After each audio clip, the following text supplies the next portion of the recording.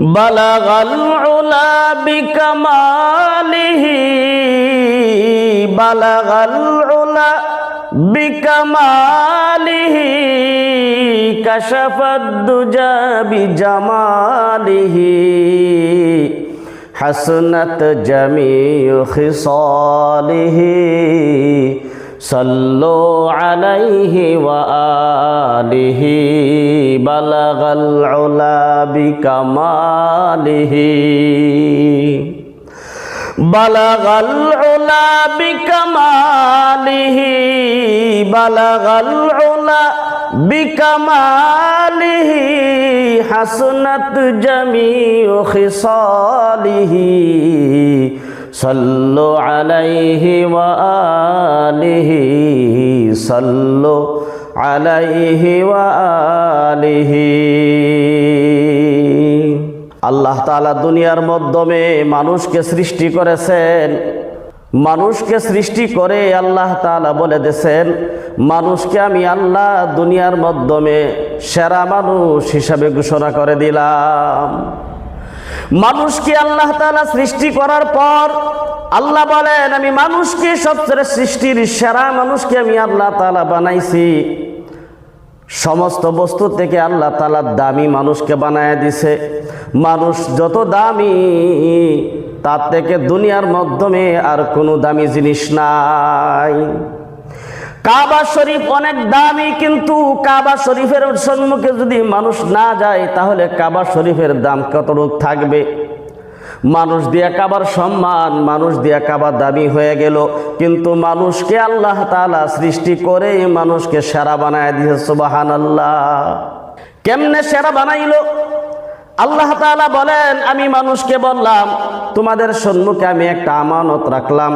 ইন্না আরাদানাল আমানাতা আলাস সামাওয়াতি ওয়াল আরদি ওয়াল জিবালি ফাআবাইনা আন ইয়াহমিলনাহা ওয়া আশফাকনা মিনহা ওয়া হামালাহাল ইনসান। আল্লাহ তাআলা বলেন, তোমাদের সম্মুখে আমি একটা আমানত রাখতে চাই, তোমাদেরকে আমি আল্লাহ তাআলা জিম্মাদার বানাইতে চাই।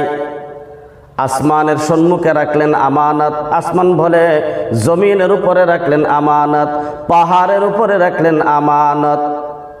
বন্ধুগণ, সকলের সম্মুখে আমানত রাখার পর সবাই ভয়ে অস্বীকার করে দিছে, আমানত আমরা রাখতে পারবো না।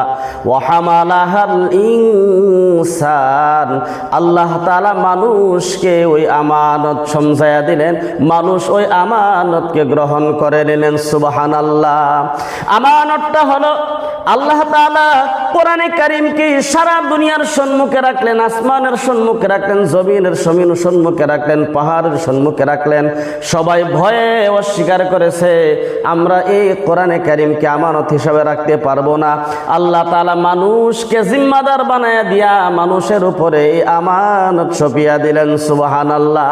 আল্লাহ বলেন, তোমাদের উপরে কোরআনে কারীমকে তোমাদের সম্মুখে আমানত দিয়া আমি নবী মুহাম্মদুর রাসূলুল্লাহ সাল্লাল্লাহু আলাইহি ওয়াসাল্লামের উপরে পবিত্র কোরআনে কারীম নাজিল করিয়া আমি আল্লাহ তাআলা নবীকে এবং মানুষকে সবচেয়ে সেরা মানুষ হিসাবে বানায় দিলাম। সুবহানাল্লাহ। মানুষ যত দামি দুনিয়ার মাধ্যমে আর কোনো জিনিস দামি নাই। আল্লাহ তাআলা বলেন, লাকাদ খালাকনাল ইনসানা ফি আহসানি তাকওয়িম। লাকাদ খালাকনাল ইনসানা লাকাদ খালাকনাল ইনসানা ফি আহসানি তাকওয়িম। আল্লাহ তাআলা মানুষকে সবচেয়ে সেরা মানুষ হিসাবে বানাইছে দুনিয়ার মাধ্যমে। এবার চিন্তা করেন, দুনিয়ার মাধ্যমে যদি দুনিয়াবি এডুকেশন হিসাবে যাতে ধরেন, কেউ ম্যাট্রিক পাস করেছে, কেউ বিএ পাস করেছে, কেউ ইঞ্জিনিয়ারিং পাস করেছে, কেউ ডক্টরেট পাস করেছে, নানান রকমের বড় বড় ডিগ্রি নিয়ে পাস করেছে। সরকারে তার লেখাপড়া অনুযায়ী, তার পার্সেন্টেজ অনুযায়ী বলছেন তুমি সরকারি চাকরি পাবে। লোকটা যদি বলে আমি সরকারি চাকরি নিব না, লেখাপড়া করছি এমনি, কিন্তু আমি লেখাপড়ার ভিত্তিতে কোনো কাম করব না। বন্ধুগণ, এই যে লেখাপড়ার করার পর একটা সম্পদ, একটা সম্মান যে সে পেয়েছিল, সরকারেতে আহ্বান করেছে তোমাকে চাকরি দিব, চাকরি থেকে ইনকার করে দিছে, বলে আমি কিছুই করব না। বলে লেখাপড়া করছো কেন? বলে এমনি। আরেকজনের সাধারণ মানুষ কিছু লেখাপড়া করার পর একজন মানুষ আবার সে কর্মরতর মাধ্যমে ব্যস্ত হয়ে গেল। ধরে নেন একজন ডাক্তার হলো, আরেকজন ডাক্তার, দুইজন সাথী।